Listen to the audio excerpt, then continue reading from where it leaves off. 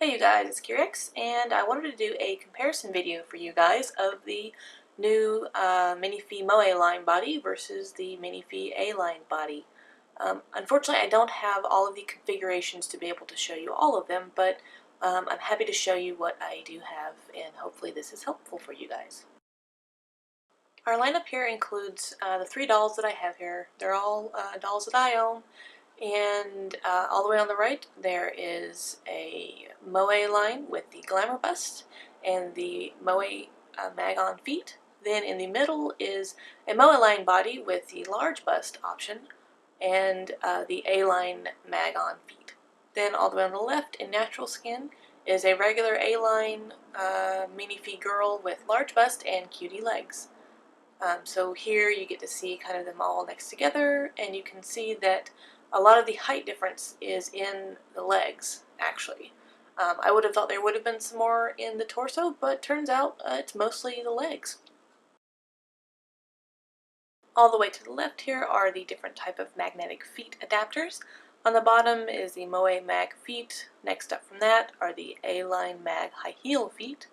Then the A-Line Mag flat feet above that, and finally at the top are the magnetic ankle adapters.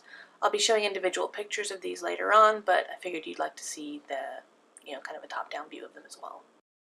Currently these dolls' feet are pointed all the way down, and I'm going to straighten them up here so you can see what they look like comparing to more of a level sort of state.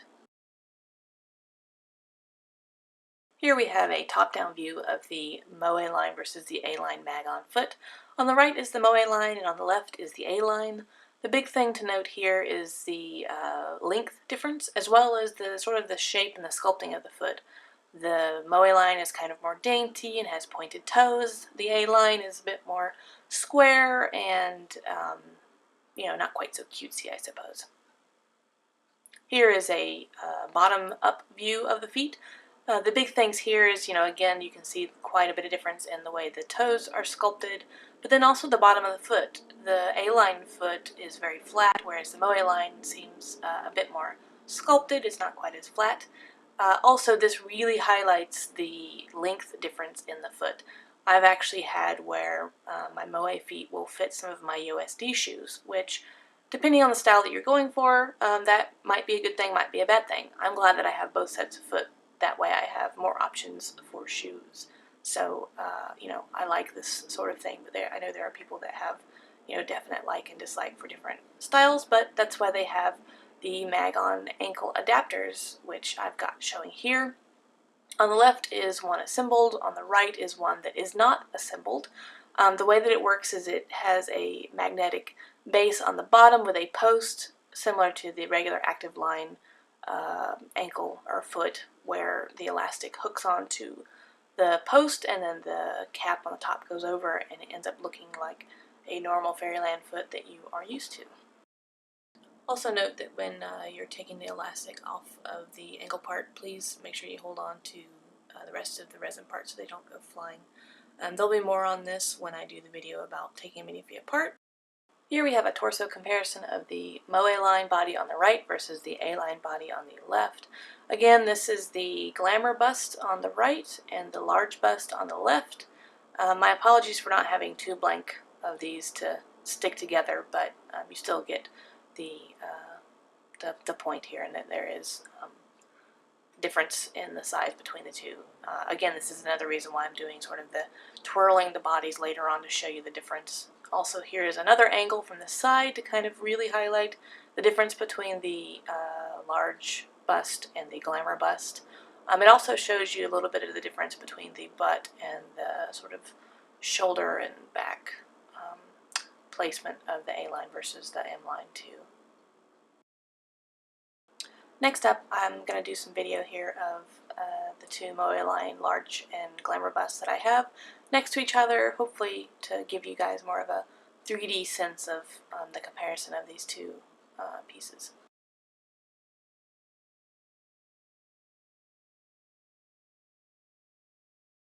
This one on the right is the Glamour Bust, and this one on the left is the large bust. From this front view, you can see the sort of the nipple placement is pretty different. the width of the breasts are pretty different. One's a bit more natural than the other. Then here from this top-down view, you can see there's kind of more, one would look more corset-like than the other.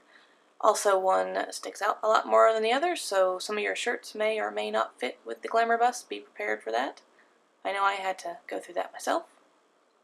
Then a bottom-up view, again, kind of just highlights the size difference, so you know, clothing will be a different battle with the Glamour Bust. And if we kind of move to the side, you get, you know, more of an idea of the difference. You know, I think the Glamour Bust looks really great in a corset. Now we're going to start taking the minifees apart some so you can actually see the actual component kind of design differences in them. First off, we're going to take off the heads here, and the heads work in exactly the same way that the A-line neck piece sort of mechanism works. It's a turnkey based system. However, I did notice that my ante heads are a little bit wobbly on the M-line bodies. I haven't tried them on the A-line bodies, but there's this slight difference between all the different sizes of all the Fairyland heads. It's just one of those things that happens. I don't necessarily consider it a complete fault or anything, but it is something to be a little bit aware of. Another piece to note here is how the head cap comes off. You basically lift from the bottom with your thumb upwards, tilting it kind of bottom up, and then you slip it out. It's pretty easy, and it kind of only works one way, so you really can't mess it up too bad. So now I'm going to show you guys a couple of the engineering differences in between the different dolls.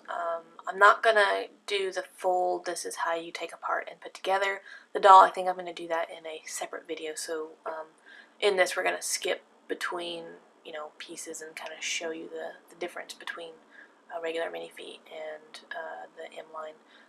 Keep in mind here that I did modify my A-line girl to have some magnets and whatnot in her, so just remember that those are not default.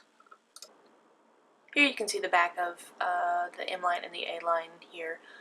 The M-lines have magnets pre-built into them for their butts, assuming this is for a tail, and then up at the shoulders, assuming that's for a set of wings.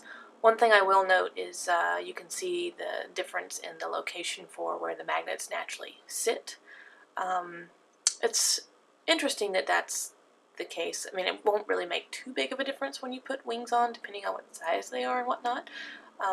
But my manually modded minifee girl with magnets in the A-line, the wings end up being a bit further down, I think, which is, I did that intentionally because I like that to be where the wings would sit. But again, I don't really think it's too big of a deal unless you're really, really, really retentive to detail like me.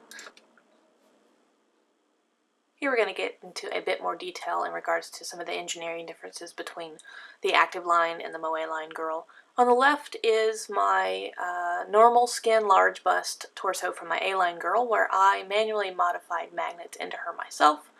And then on the right is the Moe Line chest piece with the Fairyland inserted magnets. I did add extra magnets on top of the ones that were pre-installed into her, just so the, you know, whatever wings I put on her would stay on better through clothes and that type of thing. Here I've inserted a picture so you guys can see what the original Fairyland magnets look like. It's just one set of magnets glued in based on their polarization standard. The really great part about this is that the polarization scheme they used is the exact same as what is used in the Little Fee wings and the same in between both of my Moe Line girls. So it seems like they've got a particular method that they're using to have magnets work, which is really great because I based all of my magnet scheme for my MSD dolls based on a pair of Little Fee wings that I had, hoping that Fairyland would come out with more stuff, and looks like they did, which is great. Now we're going to twirl the torsos a little bit. Here you can see a screenshot of the back of the torso so you can see the light difference and see how close Fairyland sort of dremels to be able to insert the magnets versus what I did. One's not necessarily better than the other. You know, if you don't have direct sunlight going into the body, you know, it's really not that bad. You see some dark spots, but, you know, that's kind of the nature of the beast.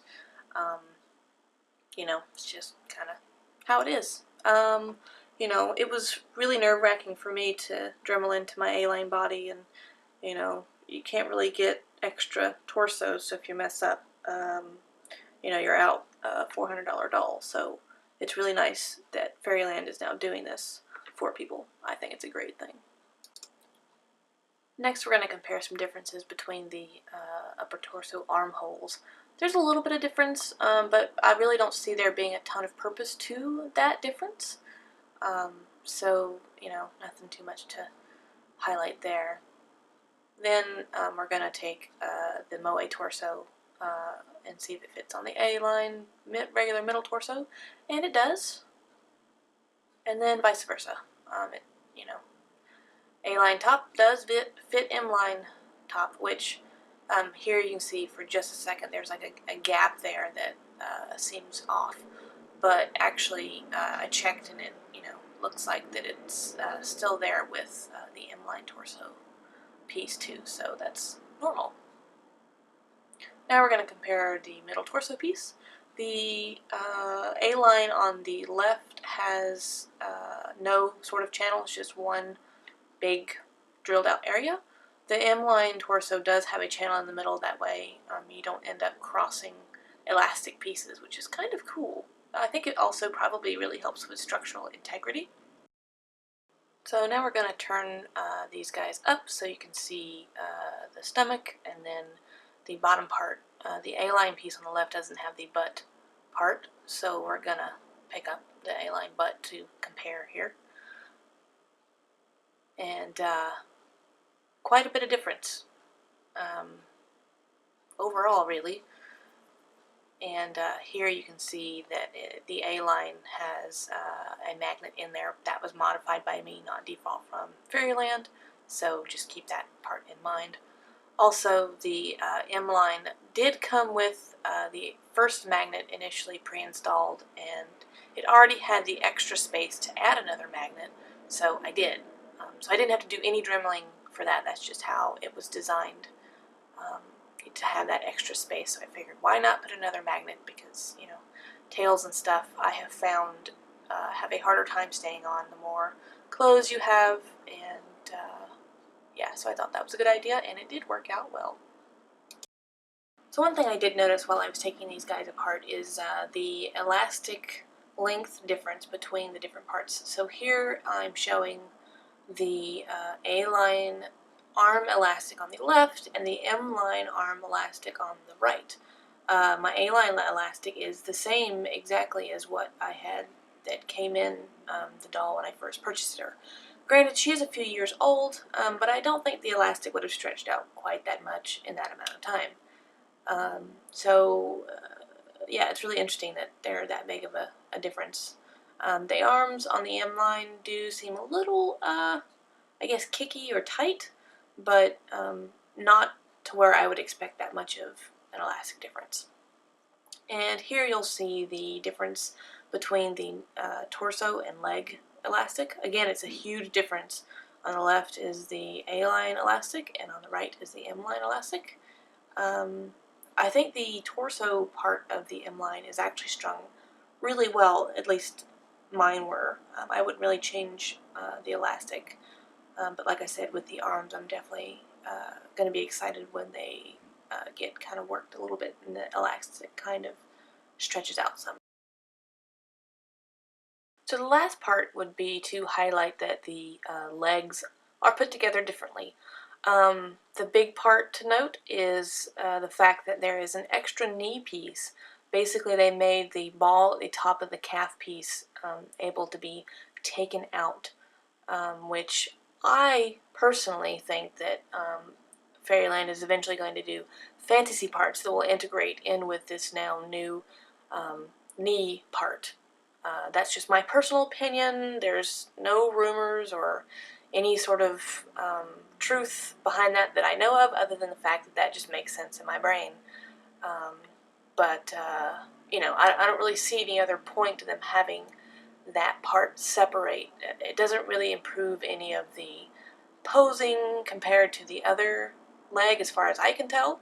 If someone else out there has an M line and an A line and they figure out that jointed piece is supposed to work a lot like a mobility joint for some hips and some dolls, or some other magical thing that I haven't figured out, please let me know. I'd be happy to know, but I'm going to cling on to my little hope that this is for fantasy parts later on, because, man, if Fairyland ended up doing stuff like Zoom, I would be sold. That would be really, really fabulous. But that's really kind of the end of this, you know, what I wanted to cover in this particular video. I do hope to be able to do a full breakdown, you know, pull apart and put back together video of an A-line and an M-line Minifee for you guys, because I know that would be helpful for a lot of people that are really nervous about taking their doll apart, but this video got a little lengthy, so I definitely needed to sort of limit what all I'd cover in here and be able to do other content in a different video. So yeah, I hope this was helpful for you guys. You enjoyed it. Please comment on anything, any questions you guys have. I'm happy to answer. And subscribe and like, and thank you so much.